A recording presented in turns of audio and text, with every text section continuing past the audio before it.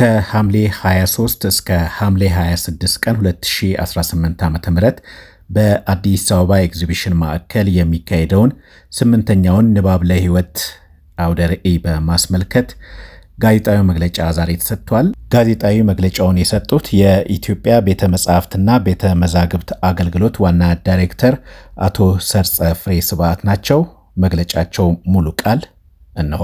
የመገናኛ ብዙሃን ባለሙያዎች፣ ሚዲያዎች በአጠቃላይ ጥሪያችንና ክብራችሁ እዚህ ስለተገኛችሁ በጣም እጅግ አድርገን በንባብ ለሕይወት ፕሮግራም ስም በጣም ከፍ ያለ ምስጋና ማቅረብ እፈልጋለሁ።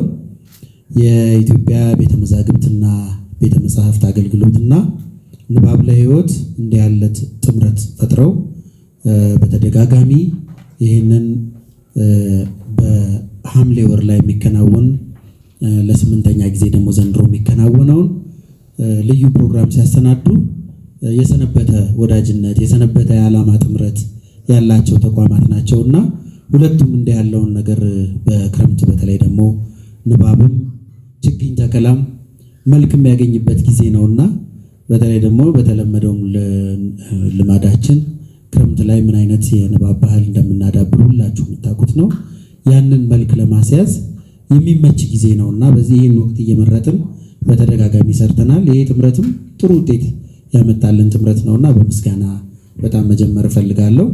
እንግዲህ ንባብ ለሕይወት ከ2007 ዓ.ም ጀምሮ በየዓመቱ ሲካሄድ የቆየና ታዋቂ የአውደ ርዕይ ፕሮግራም ነው። ለ8ኛ ጊዜ ነው ዘንድሮ የሚሰናዳው። አውደ ርዕዩ ዘንድሮ ከሐሙስ ከሐምሌ 23 ቀን 2018 ዓ.ም ይጀምርና እስከ እሁድ ሐምሌ 26 ድረስ ለ4 ተከታታይ ቀናት በኤግዚቢሽን ማዕከል በደመቀ ሁኔታ ይከናወናል። ይህን ታላቅ ሀገራዊ ዝግጅት በጋራ ያዘጋጁት ንባብ ለሕይወትና የኢትዮጵያ ቤተ መዛግብትና ቤተ መጻሕፍት አገልግሎት ናቸው። የኢትዮጵያ ቤተ መዛግብትና ቤተ መጻሕፍት አገልግሎት በመላው ኢትዮጵያ የንባብ ባህል እንዲጎለብት፣ ማህበረሰብ ከእውቀት ጋር እንዲገናኝ ሰፊ እንቅስቃሴ እያደረገ 82 ዓመታት አሁን ወደ 83ኛው እየተሸጋገረ ነው። ለነዚህ ዓመታት የዘለቀ ታላቅ ተቋም ነው። 1936 ዓመተ ምህረት ነው የተመሰረተው።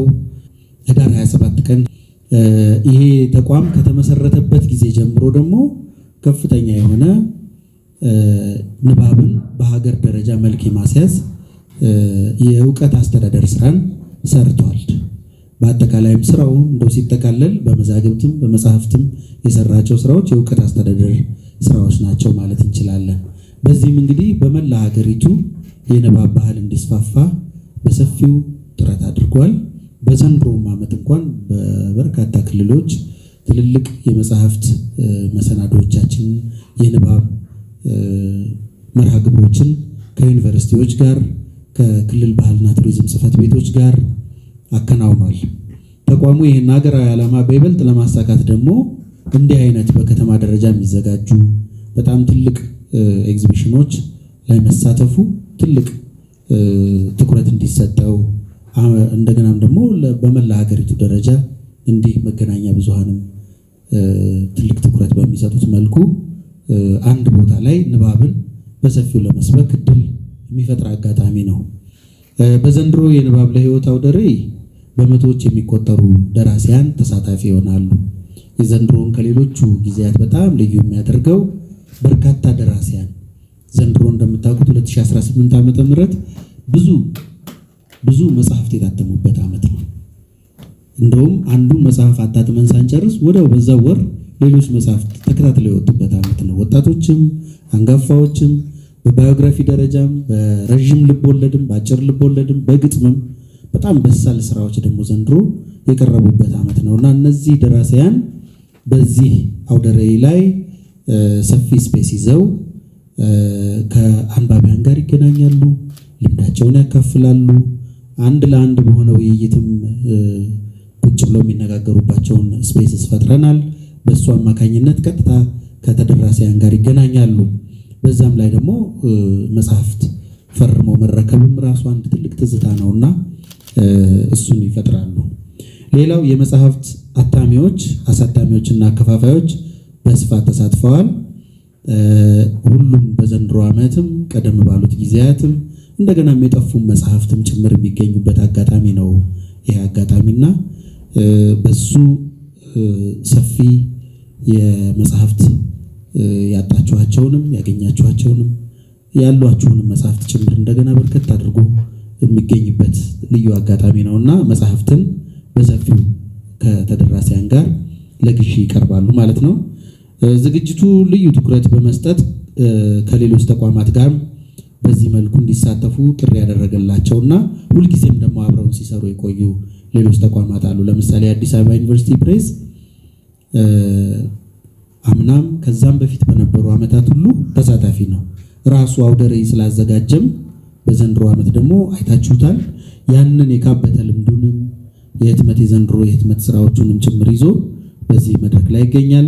ቅድስት ማርያም ዩኒቨርሲቲም እንደዚሁ ፕሬስ አለው። ዩኒቨርሲቲዎች የራሳቸውን ፕሬስ ማቋቋማቸው በጣም ትልቅ ደስ የሚል ነገር ነው።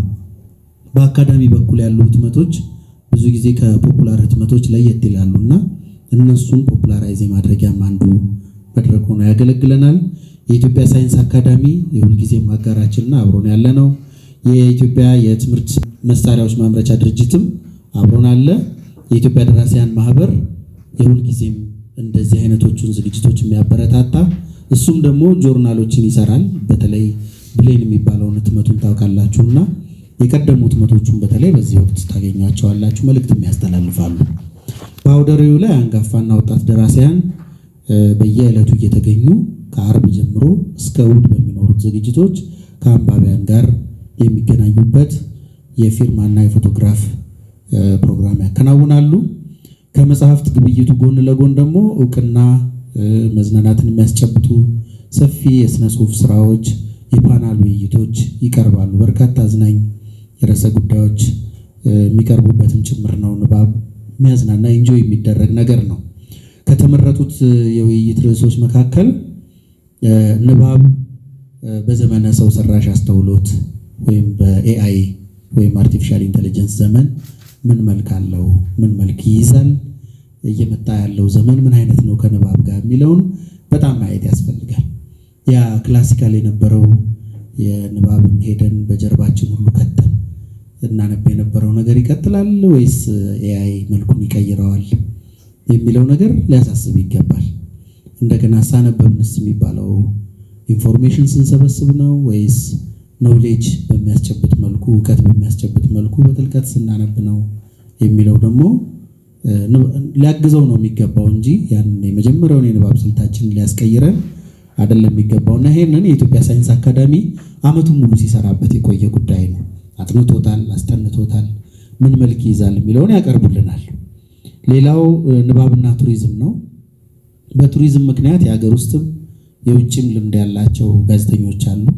ሄደው አይተዋቸዋል። በተለይ ንባብ ምን ይመስላል በሌሎች ዓለም የአገር ክፍሎች ምን አይነት ባህል ነው እያዳበሩበት የመጡት። ለምሳሌ እንደነ ፊንላንድ፣ ሉክዘምበርግ፣ ሆላንድ አይነት አካባቢዎች ላይ እነዚህ ስካንዲኔቪያን ካንትሪስ ላይ ሲኬድ ንባብ ቡረቃ ነው፣ ፍንደቃ ነው። በወር ውስጥ 2-3 ፌስቲቫሎች የንባብ ማየት በጣም የተለመደ ነው። ላይብራሪዎች፣ ሎካል ላይብራሪዎች ራሱ ይሄን የኛን ትልቁን ናሽናል ላይብራሪ ይበልጡታል። እና እንደዚህ አይነት ባህል ያለባቸው አካባቢዎች አሉ። የኛስ ደግሞ የንባብ አካባቢዎች ላይ ስንሄድ ምን አይነት የተለዩ ልምዶች ይገኛሉ የሚለው የሀገር ውስጡንም የውጭውንም የሚያሳዩን ደግሞ እዚሁ መድረክ ላይ የተዘጋጁ ከቱሪዝም ጋር በተገናኘ መልኩ የሚያቀርቡልን ይኖራሉ። የሙሉ ጊዜ ጸሐፊነትና እናትነትን ደግሞ እንደዚሁ የሚተርኩልን ደራሲያን ይኖራሉ። ንባብ በማረሚያ ቤቶች በጣም ፕራክቲካል ነው። ይሄ ራሳቸው ታራሚዎቹ በመድረክ ተገኝተው ልምዳቸውን የሚያካፍሉበት ነው። ይሄ ተቋም አንዱ በልዩ ሁኔታ ከሚጠቀስበት ተግባራቱ መካከል አንዱ በማረሚያ ቤቶች የከወናቸው ንባብን ያሰረጸባቸው ተግባራቱ ናቸው። በጣም ጠንካራ ስራ ተሰርቷል። በዚህ በኩል ራሳቸው ታራሚዎቹ በምስጋና የሚጠቅሱት አስተዋጽኦ አለው ተቋሙ። እንደገናም መታረም ከመጽሐፍ ጋር ሲሆን የተዘጋ ቤት ቢሆንም የማረሚያ ቦታ ነገር ግን በመጽሐፍት ምክንያት የውጭውን ዓለም ያልኖርንበትንም ዘመን ኮሚኒኬት እናደርጋለን። ንባብ በጣም ደስ የሚለው ከአሁን ዘመን ብቻ ሳይሆን ከባለፈው ከሚመጣውም ጋር ሊያገናኝ የሚችል ልዩ ኃይል ያለው ነገር ነውና አንዳንዶቹ ጽፈው እንደሚወጡ ታውቃላችሁ። በተለይ በቀደመው ጊዜ የደርግ ባለስልጣናት ብዙዎቹ ጽሁፎቻቸውን ጨርሰው የወጡት ማረሚያ ቤት ውስጥ ሆነው ነው እና በማረሚያ ቤት ይጻፋል። እንደውም ቅድም ከቢኒ ጋር እያወራን ጎን ዊዝ ዘ ዊንድን ነገም ሌላ ቀን ነው ብሎ የተረጎመው ነቢይ መኮንን በሲጋራ ወረቀት በነጩ ብልጭልጩ ወረቀት ላይ እየጻፈ መጽሐፍ ስለሚከለከል ሙሉን ተርጉሞ የጨረሰው ማረሚያ ቤት ውስጥ። እንደዚህ አይነት ቦታዎች ልዩ ህይወት አላቸው፣ ልዩ ትረካም አላቸው። የአና ማስታወሻን አልነግራችሁ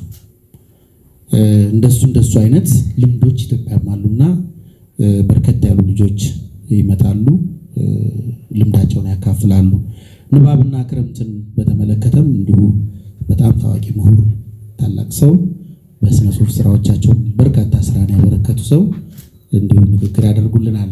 በተጨማሪም እንግዲህ በታዋቂው ደራሲ አዳም ረታ የስነ ጽሁፍ አበርክቶና ሁለንተናዊ ስራዎች ላይ ደግሞ የሚያተኩር ልዩ ጥናታዊ ጽሁፍ ደግሞ ይቀርባል። ሁለት ትልልቅ ጥናታዊ ጽሁፎች፣ አንዱ እንደውም ፒኤችዲ ዲዘርቴሽን ነው። አዳም በዚህ ዘመን ላይ የመጣ ለየት ያለ ደራሲ ነው። እናንተም እንደምታውቁት የእሱን ስራዎች አካዳሚ እንዴት ፈትሾታል፣ ምን አይነት ስፔስ ሰጥቶታል፣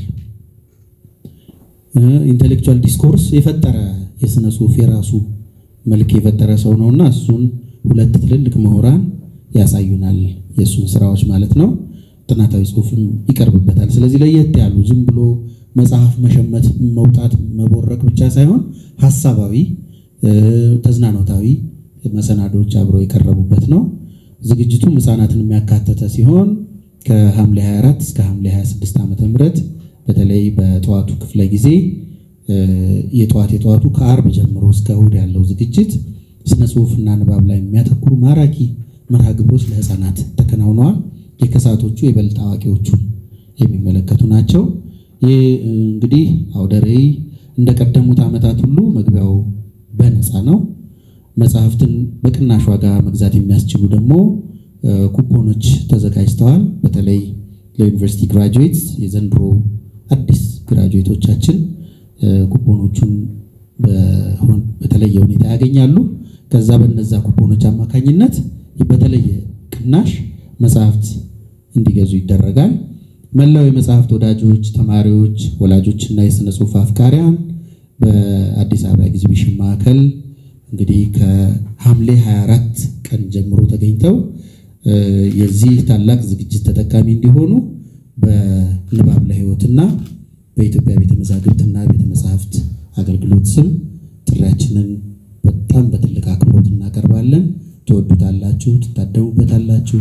እናንብብ፣ በማንበብ ደግሞ እናብብ አይደለ?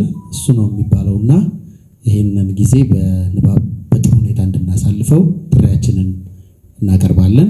በጣም አመሰግናለሁ።